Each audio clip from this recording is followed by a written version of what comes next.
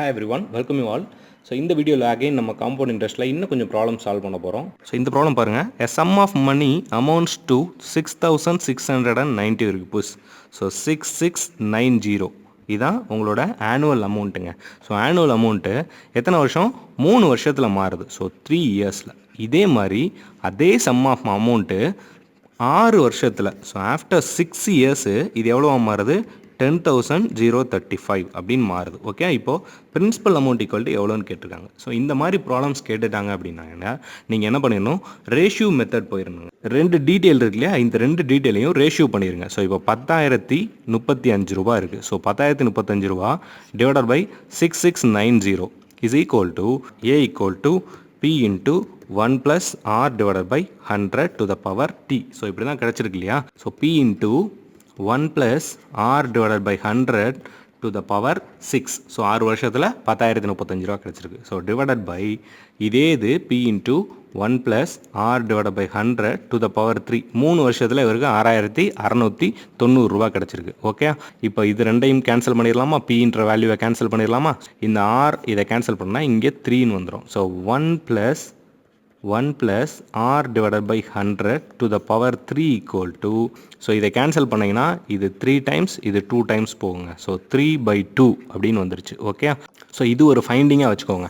இப்போ நான் என்ன பண்ணுறேன், இதை மட்டும் எடுத்துக்கிறேன். ஸோ 3 வருஷத்தில் எனக்கு எவ்வளோ கிடச்சிச்சு? 6,690 ரூபா கிடச்சிச்சு.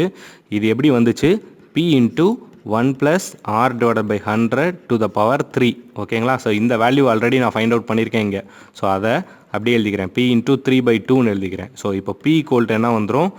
6690 into 2 divided by 3. சால்வ் பண்ணிங்கன்னா ஆன்சர் would be 4460. இதாங்க பிரின்சிபல் அமௌண்ட். ஸோ அடுத்த ப்ராப்ளம் போகலாம். இதில் பாருங்கள், a sum of money lent at compound interest for 2 years at 20% per annum would fetch rupees 482 more if the interest was payable half yearly than it was payable annually. Okay, so இப்போ என்ன சொல்லியிருக்காங்க அப்படின்னா, இதுக்கு முன்னாடி நம்ம ஒரு problem போன வீடியோவில் பார்த்துருப்போங்க. அதே ப்ராப்ளம் தான். ஸோ ஏதோ ஒரு அமௌண்ட்டு Pன்ற அமௌண்ட் எடுத்துக்கிட்டாங்க. இதை என்ன பண்ணுறாங்க?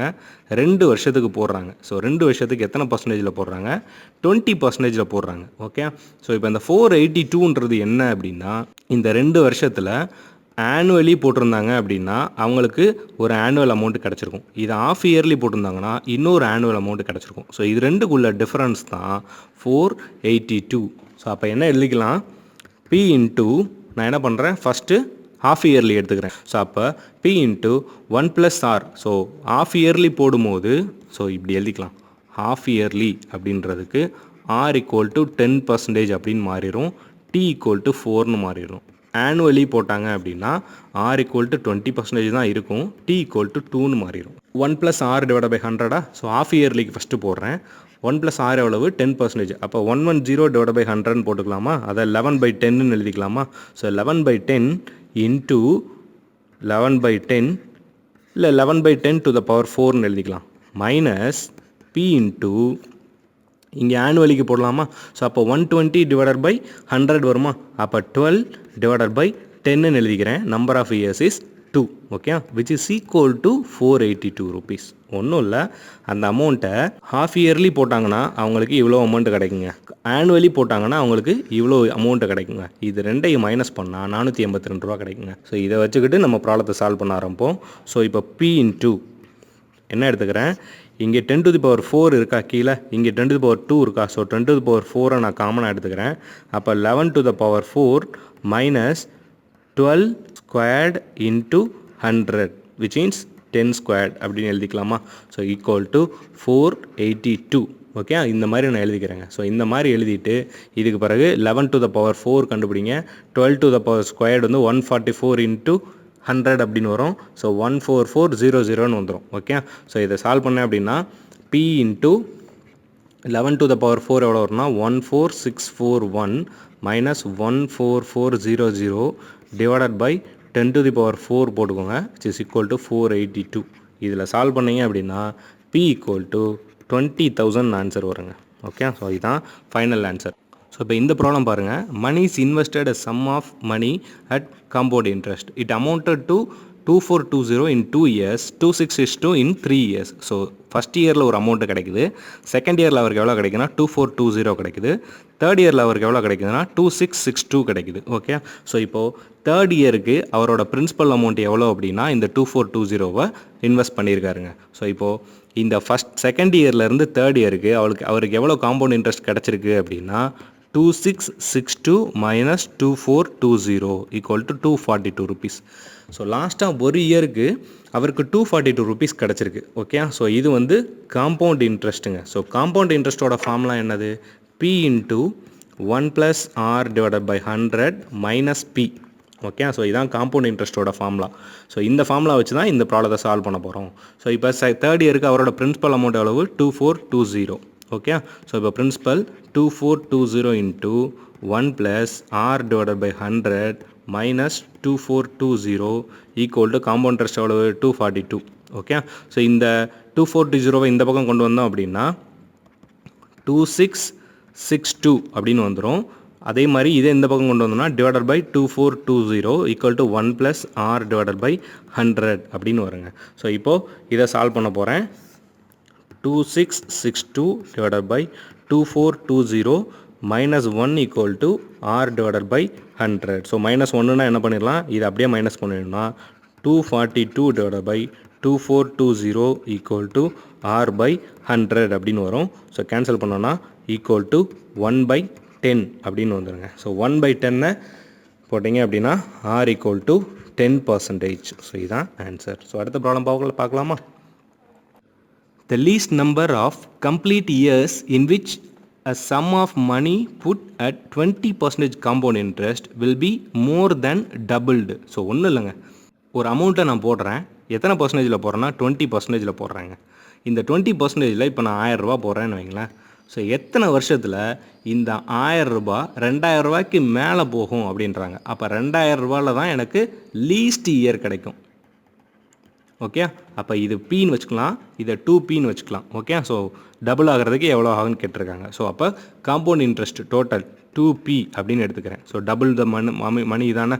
ஸோ இதுதான் ஃபைனல் ஆனுவல், இதுதான் invested. So invested is P, annual is 2P. So 2Pன்னு எழுதிக்கிறேன். Invested is P to the power 1 plus R is 20 divided by 100 to the power n அப்படின்னு வச்சுக்கிறேன். ஸோ இது 120 divided by 100 வருமா? ஸோ அப்போ 12 divided by 10, 6 divided by 5. So 6 divided by 5 to the power n அப்படின்னு வச்சுக்கிறேன். Okay, so 6 divided by equal to 2P.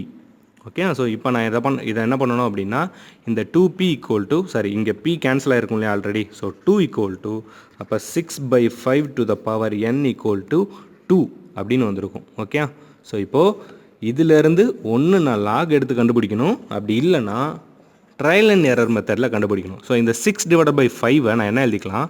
1.2 divided by n எழுதிக்கலாம் equal to 2.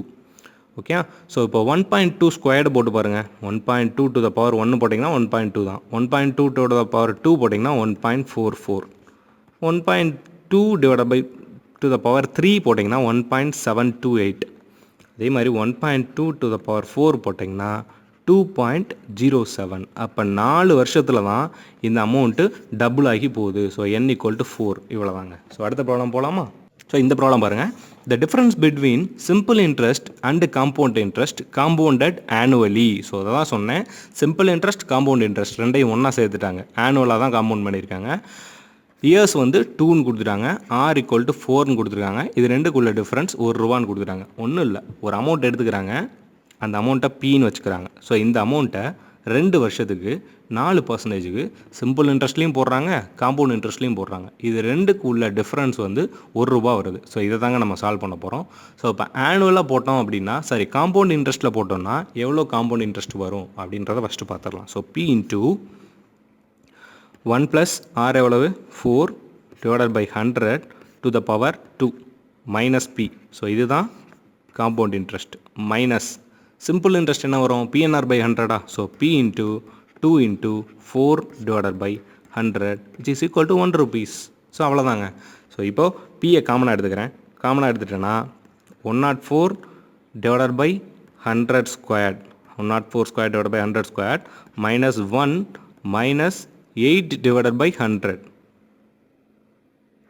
8 divided by 100 equal to 1 அப்படின்னு வச்சுக்கிறேன். So இதை solve பண்ணுறேன்.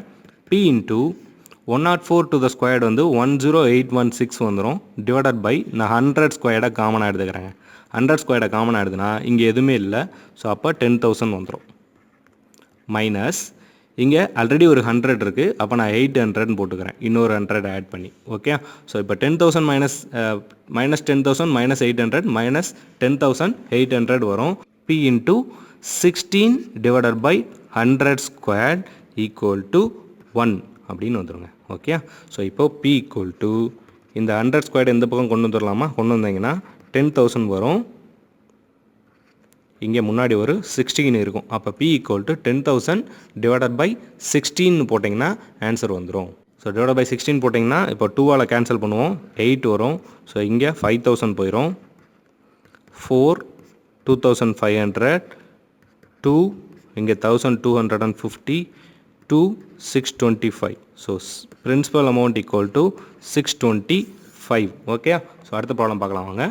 There is a 60% increase in an amount in 6 years at simple interest. What will be the compound interest of rupees 12,000 after 3 years at the same rate? Okay. So என்ன சொல்லியிருக்காங்க அப்படின்னா, ஒரு amount எடுத்து simple இன்ட்ரெஸ்ட்டில் 6 வருஷத்துக்கு போட்டிங்கன்னா அவங்களுக்கு 60% increase கிடைக்குங்க. So 60% இன்க்ரீஸ்னால் அப்போது 0.6 இன்ட்டு பி விச் மீன்ஸ் நான் பிரின்சிபல் ஒரு 1000 ரூபா போடுறேன்னு வச்சுக்கோங்களேன். 60% இன்க்ரீஸ்னால் என்னது? 600 அவருக்கு கிடைக்கணும். அப்போ 1000 இன்ட்டு 0.6 600 வந்துருமா? ஸோ அதை தான் இங்கே எழுதியிருக்கேன். 0.6 into P is equal to simple interest தானே. அப்போ PNR by 100. So P into N is 6 into R divided by 100. So இங்கே என்ன வந்துடும்? பி இன்ட்டு பி கேன்சல் ஆயிரும். ஸோ 100 இங்கிட்டு கொண்டு போனேன்னா எவ்வளோ வந்துடும்? 60 equal to 6R. So R equal to 10%. இப்போ ரேட் ஆஃப் இன்ட்ரெஸ்ட் கண்டுபிடிச்சிட்டேன். இப்போ ரெண்டாவது ப்ராப்ளத்துக்கு வருவோம். ஸோ இங்கே என்ன கேட்டிருக்காங்க? What will be the compound interest. So compound interest எவ்வளோன்னு கேட்டிருக்காங்க. ஸோ ஏ ஈக்குவல் டு எவ்வளோ இன்வெஸ்ட் பண்ணுறாங்க? 12,000 ரூபா. 1 ப்ளஸ் ஆர் எவ்வளவு? 10. அப்போ 110 டிவைட் பை 100 போடலாமா? 11 டிவைட் பை 10 போட்டுக்கலாமா? எத்தனை இயர்ஸு? 3 இயர்ஸ். அப்போ into 11 divide by 10 into 11 divide by 10. இந்த 3 10ம் இங்கே கேன்சல் ஆயிரும். ஸோ அப்போ ஆன்சர் என்ன இருக்கும்? 12 இன்ட்டு 11 கியூப் வரும். ஸோ சால்வ் பண்ணி பாருங்கள். ஆன்சர் 15,972 வரும். ஸோ இதுதான் ஆனுவல். ஓகே, ஸோ இங்கே என்ன கேட்டிருக்காங்கன்னா what will be the compound interest அப்படின்னு கேட்டிருக்காங்க. ஸோ மைனஸ் 12,000 போட்டுக்கோங்க.